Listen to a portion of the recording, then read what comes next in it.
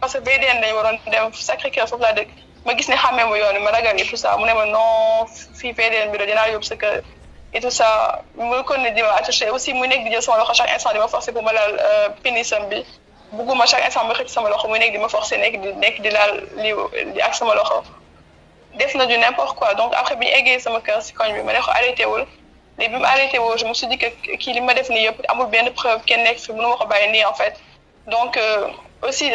donc ma ñëw ma essayé xool poche am bi la moo ci nekk je me suis dit peut-être il faut ma am benn preuve wala dara mënu ma ko bàyyi mu dem nii donc ma essayé jël sama loxo di ko dugal si poche am bi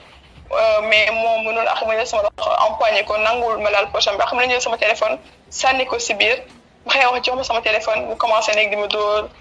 ak mën nañu jël sama perruque ak sama sac def ko si ginnaaw léegi en instant dama doon nekk di ma dóor donc damaa bëggoon ubbi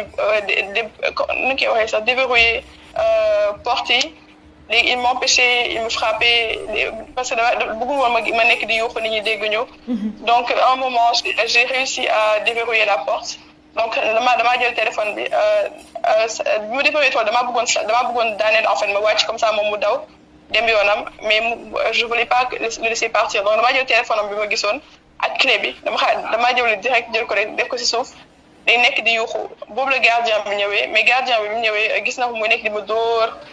aussi da doon automatique la même su dindee clé mën na démarrer des fois da doon essayer de démarrer te man su démarrer woon xam nga fan la may yóbbu chaque fois dama doon nekk di arrêté affaire bi donc muy nekk di ma gën di dóor léegi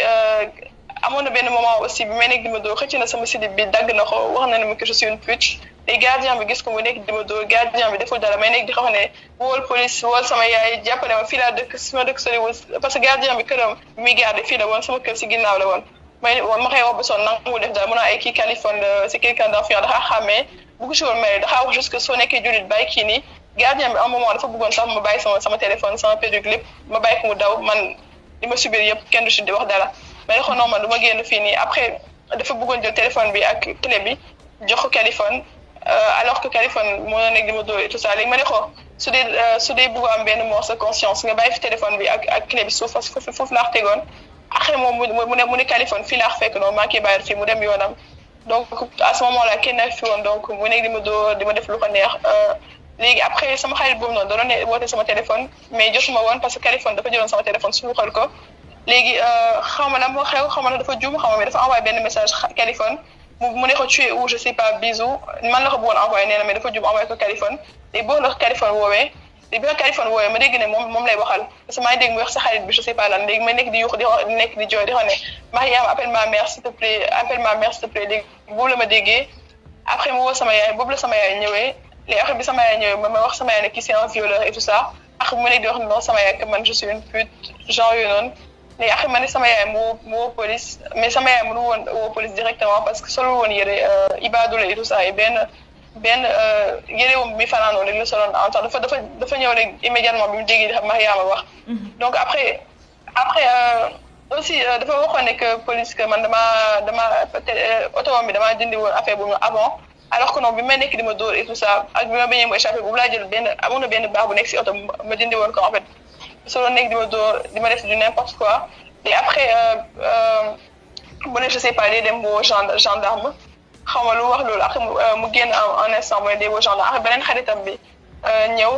à ce moment là je voulais pas qu'on me touche même sama yaay wala ku munti nekk su ma laalee en fait j'étais dégoûtée même mon ami là Mariam quand après il est venu quand m'a touché je voulais pas après le gars là il me touchait comme ça il s'en mêlait alors que histoire bi yoonam nekk donc je le faisais comme ça je me débattais mais dóor moo ko ay dóor yu koy gaañ ni rien après lui aussi il m'a frappé yokk il s'appelle Cheikh moom moo nekkoon si la ak moom yokk li ma kii dóoroon dóor ma si gémmiñ sama gémmiñ bi gën a enflé après mu nekk di ma saaga parce que dama leen wax ne dama xam ne Californie c'est un violeur et tout ça après mu nekk di wax non man sama papa mooy violeur sama papa mooy neex sama papa dafa gaañu ñu nekk foofu di saaga di wax lu leen neex léegi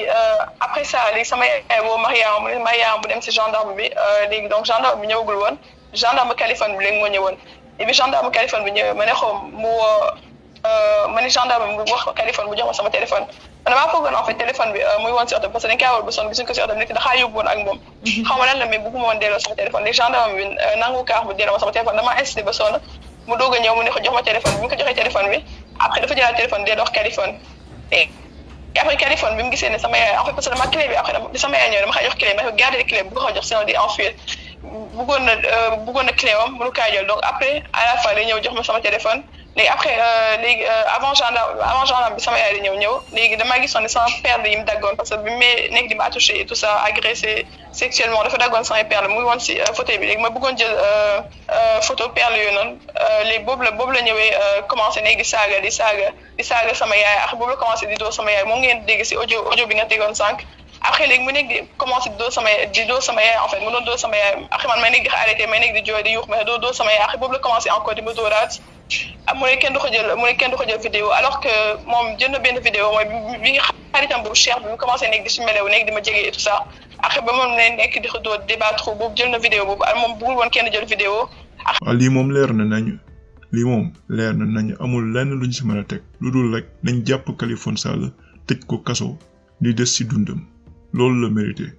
Kaliphone Sall waratul génn kaso. beneen affaire tamit mën nañ ko souligner mooy gendarme yi suñu gendarme yi léegi dañu corrompu xam nga bu njëkk Sénégal dañ doon wax naan police bi moo corrompu mais léegi suñu police ak suñu gendarmerie Macky Sall fexe na ba ñu nekk ñaari secteurs yu les plus corrompus actuellement ci Sénégal gendarme yi léegi dañu corrompu léegi du féetewoo Macky Sall même Ouzin Keita bu doon takk Macky Sall sax lu ko neex day def ci réew mi bu demoon gendarmerie dañ koy protéger même Ouzin Keita Pawlish Mbaye sax bu doon day saagal Macky Sall tey mu def jéye bu rëy bu demoon gendarmerie sax dañ koy jàppee autorité xam nga ce pays est foutu bu ñëwee ba gendarme yi mel nii mais nag bu leen fàttali temps yële defoon nañ recrutement yoo xamante ne pour yokk effectifu police bi et cetera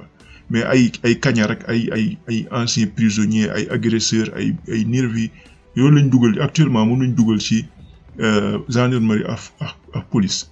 ñooñu ñoo fa ëpp jamono ji en plus beneen affaire am na ki doon na ko wax tout le temps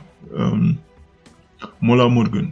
général Moussa Fall dafa organiser dafa créer benn organisation boo xamante ne daf ci dajale ay gendarme yoo xamante ne moom moo leen jox ordre moom kese dafa créer gendarmerie ci biir gendarmerie